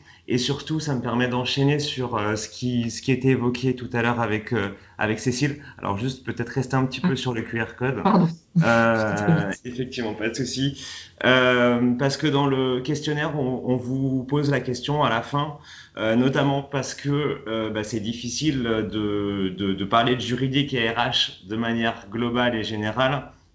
Ce qu'on peut vous proposer, ce que Cécile nous a proposé, c'est peut-être effectivement de prévoir des temps d'échange supplémentaires en plus petits comités, plus petits groupes, notamment qui favorisent le partage et la mise en œuvre des cas concrets. Et donc, dans ce cas précis, et surtout, ce dont on a besoin, c'est de savoir si ça vous intéresse. Donc, y répondre. C'est la dernière question. Nous indiquer vos coordonnées et, bien évidemment, nous indiquer sur quelle thématique vous souhaitez. Parce que vous avez pu le voir, il y a eu beaucoup de thématiques qui ont été envisagées. Et sur chaque thématique, on peut faire 1h30, comme dans beaucoup de sujets, de toute façon. Et donc, effectivement, pour ça, si vous jugez que certaines thématiques méritent d'être, et que vous en ressentez le besoin d'être indiquées, dites-le nous. Sachant qu'effectivement, ça me permet d'enchaîner aussi peut-être sur cette fois-ci la prochaine slide, où effectivement le prochain rendez-vous, où on a commencé à parler de l'entretien de parcours professionnel. Là, ça sera réabordé évidemment de manière pratico-pratique, avec concrètement qu'est-ce que ça change sur votre quotidien, de la façon dont vous devez mener les entretiens de parcours professionnel, qui s'appellent désormais les entretiens de parcours professionnel. Tout ça avec résilience, avec un ou plusieurs OPCO notamment. Donc, de toute façon, on vous en dirait plus dans les prochains mois, prochaines semaines, pardon, pas prochains mois, parce qu'effectivement, ça s'approche vite. Et après, effectivement, vous pouvez peut-être aussi passer sur la dernière slide. C'est effectivement, vous l'avez vu, le programme du Club RH 2026 est finalisé. Donc pour que vous puissiez vous organiser, donc prochain rendez-vous 19 mars et en suivant au cours de l'année sur les thématiques qui sont évoquées dans le programme. Donc on vous le remet, on vous repartagera le support et vous indiquer qu'aussi il est sorti hier. Donc on a effectivement finalisé le livret 2025 du Club RH Petite Enfance de Gironde, effectivement, où on a repris les éléments qui concernaient le management et la qualité de vie qu'on a évoqué en 2025, qu'on a fait en sorte de compiler avec notamment vos retours et vos travails collectifs à toutes et tous, en espérant que ça vous servira. N'hésitez pas à aller le consulter. L'idée, c'est que ça vous serve quelque part de petite bible derrière. Donc, vous nous direz aussi si ça vous intéresse à l'occasion des prochaines rencontres. Et puis, de toute façon, le livret 2026 inclura les éléments de Cécile. Voilà, même si ça sera dans quelques mois. Mais voilà, et je crois que, oui, il me reste une dernière slide avant de vous quitter, effectivement. Vous l'avez vu, on l'a indiqué hier, la Maison de l'Emploi organise assez régulièrement, enfin 2 fois par an plus exactement, ce qu'on appelle des after-work de la MDE, qui en fait consiste à créer le lien entre demandeurs d'emploi, puisqu'on est créé, pour faire honneur à notre slogan créatrice de liens. Donc effectivement, on organise des événements qui permettent de faire du lien entre demandeurs d'emploi, personnes en reconversion qui sont de plus en plus nombreuses et intéressées par le secteur de la petite enfance. Justement, on fait cet appel parce qu'on en a plusieurs qui se sont inscrits et qui aimeraient en savoir un peu plus sur la petite enfance. Et l'idée, c'est qu'elles aient l'occasion de rencontrer des professionnels dont c'est le quotidien, qui puissent leur parler de leur quotidien, justement, de professionnels de la petite enfance. Donc, on serait ravis, c'est aussi l'occasion de partager de manière conviviale un moment. Donc, c'est mardi prochain. Donc, c'est assez court dans le temps, à partir de 18h, entre 18h et 21h, quand vous voulez. Et on sera ravis de vous y retrouver. Nous, on y sera évidemment avec Amélie. Voilà. Merci beaucoup. Ça peut également être adressé à vos équipes. Enfin, voilà, c'est pas ouvert que aux directions pour le coup. C'est ouvert à l'ensemble des professionnels. Donc, si dans vos équipes, vous pensez que certains pourraient être intéressés de venir parler de leur métier, eh bien, vous pouvez les orienter vers ce rendez-vous de mardi prochain. Voilà, je crois qu'on peut vous libérer. Vous remercier, vous libérer et à Merci très à vous. bientôt. À bientôt. Bonne fin de journée. Merci beaucoup à tout le monde. À bientôt. Merci, à bientôt.